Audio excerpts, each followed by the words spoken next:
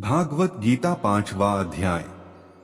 अर्जुन बोले, हे कृष्ण, तुमने पहले कर्मों को त्याग करने को कहा, फिर कर्म करने की प्रशंसा करते हो। इन दोनों में जो अधिक हितकर है, यह एक बात निश्चय करके बताओ। श्री कृष्ण जी बोले, कर्मों का त्याग और कर्मों का करना ये दोनों ही मोक्ष करा देने वाले हैं, परंतु इन दोनों में कर्म त्याग से कर्म योग हितकर है। जो किसी से द्वेष नहीं रखता, न किसी पदार्थ की इच्छा करता, वही नित्य सन्यासी है।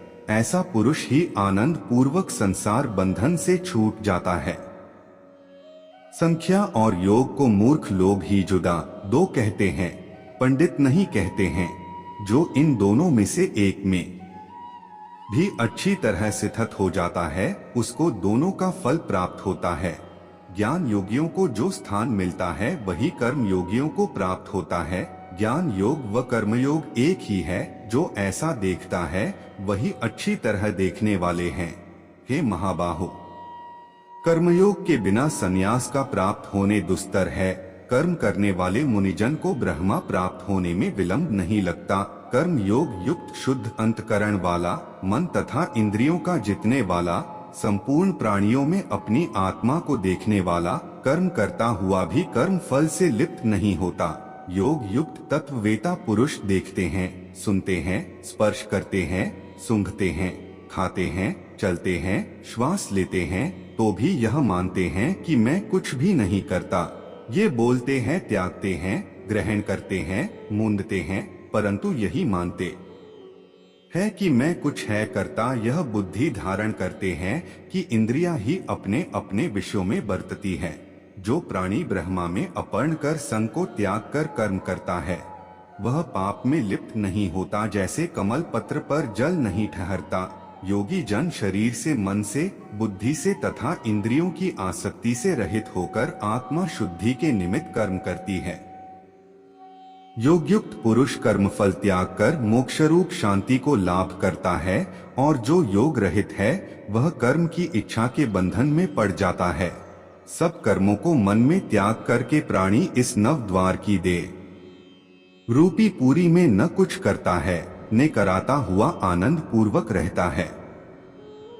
परमेश्वर किसी कर्म में प्रवृत्ति नहीं करता, कर्म और कर्मफल को उत्पन्न नहीं करता। ये सब प्रवृत्ति द्वारा होते रहते हैं।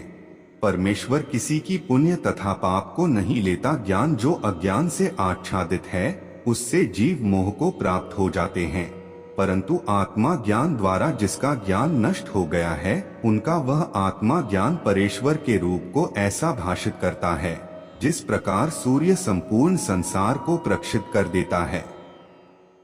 उसी परमात्मा में जिसकी बुद्धि स्थिर है, उसी में मन लगते हैं, उसी में निष्ठा रखते हैं, और जो सदा उसी के ध्यान में लगे हैं। ज्ञान द्वारा जिनके सब पाप नष्ट हो गए हैं, वे इस संसार में जन्मते नहीं। विद्या और विनय से संपन्न ब्राह्मण में गाय, कुत्ता में और चांडाल में पंडित जन की दृष्टि समान रहती है।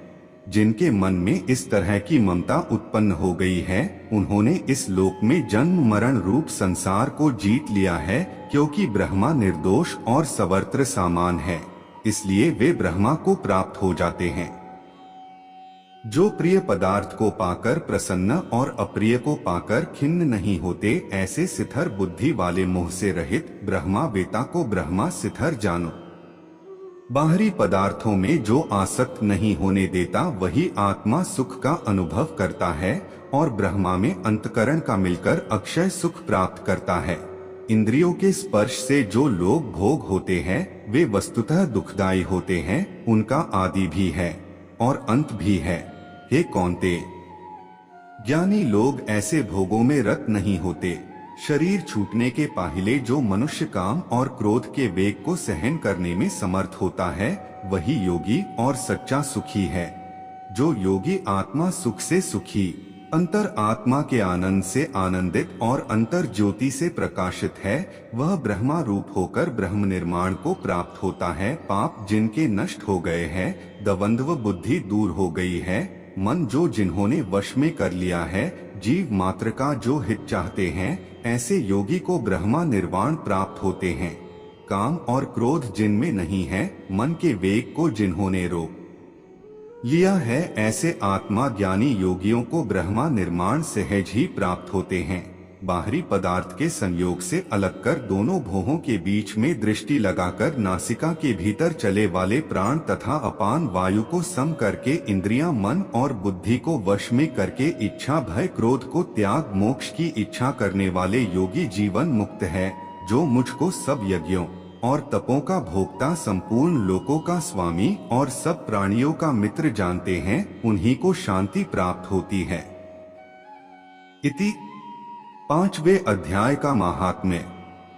श्री भगवान जी बोले, हे लक्ष्मी, 5वें अध्याय का महात्म्य सुन। एक ब्राह्मण पिंगल नाम का अपने धर्म से भ्रष्ट हुआ। वह कुसंग में बैठे मच्छी मांस खावे, मदरापन कर जुआ खेले। तब उस ब्राह्मण को भाईचारे में से छेक दिया। तब वह किसी और नगर में चला गया। दैवयोग कर पिंगल एक राजा के यहाँ नौकर हो गया। राजा के पास और लोगों की चुगलियां किया करे। जब बहुत दिन बीते तब वह धनवनत हो गया। तब उसने अपना विवाह कर लिया, पर स्त्री व्यभिचारिणी आई। वह स्त्री को मारे। एक दिन उस स्त्री को बड़ी मार पड़ी। उस स्त्री ने दुखी होकर अपने भर्ता को विष दे दिया। वह ब्राह्मण मर गया। उस ब्राह्मण ने गीध का जन्म पाया। कुछ काल पीछे वह स्त्री भी मर गई। उसने तोती का जन्म पाया। तब वह तोते की स्त्री हुई। एक दिन उस तोती ने तोते से पूछा, हे तोते, तूने तोते का जन्म क्यों पाया? तब उस तोते ने कहा, हे तोती, मैं अपने पिछले जन्म की वार्ता कह सुनता हूँ। मैं पिछले जन्म में ब्राह्मण था। अपने गुरु की आज्ञा नहीं मानता था। मेरा गुरु बड़ा विद्वान था। उसके पास और विद्यार्थी रहते थे। सो गुरुजी किसी और विद्यार्थी को पढ़ाने में उनकी बात में बोल पड़ता। कई बार हटका, मैं नहीं माना। मुझको गुरुजी ने श्राप दिया, कहा जा तोते का जन्म पावेगा। इस कारण से तोते का जन्म पाया।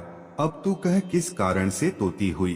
उसने कहा, मैं पिछले जन्म ब्राह्मणी थी। जब ब्याही आई तब भर्ता की आज्ञा नहीं मानती थी। भर्ता ने मुझको मारा। एक दिन मैंने भर्ता को विष दिया, वह मर गया। जब मेरी देह छूटी तब बड़े नरक में मुझे गिराया कि नरक भुगतवाकर अब मेरा तोती का जन्म हुआ। तोते ने सुनकर कहा, तू बुरी है जिसने अपने भर्ता को विष दिया। तोती ने कहा, नरकों के दुख भी तो मैंने ही सहे हैं। अब तो मैं तुझे भर्ता जानती हूँ। एक दिन वह तोती वन में बैठी थी। वह गीध आया। तोती को उस गीध ने पहचाना। वह गीध तोती को मारने चला। आगे तोती, पीछे गीध जाते। दो तोते एक शमशान भूमि में थक कर गिर पड़ी। वहाँ एक साधु का दाह हुआ था। साधु की खोपड़ी वर्षों के जल के साथ भरी हुई पड़ी थी। उसमें गिरी। इतने में गीध आया, उस तोती को मारने लगा। उस खोपड़ी के जल के साथ उनकी देह धोई गई और आपस में लड़ते लड़ते मर गए। अधम देह में छूटकर देवदेही पाई। विमान आए और बैठकर बैकुंठ को गए। वह खोपड़ी एक साधु की थी जो श्री गीता जी का 5वें अध्याय का पाठ करता था। वह परम पवित्र थी। उसके जल से दोनों पवित्र हो गए। जो रानी श्री गंगा जी का स्नान करके श्री गीता जी का पाठ करते हैं, वह बैकुंठ को जाते हैं। दोस्तों, आपको वीडियो कैसा लगा ये हमें कमेंट बॉक्स में जरूर बताएं।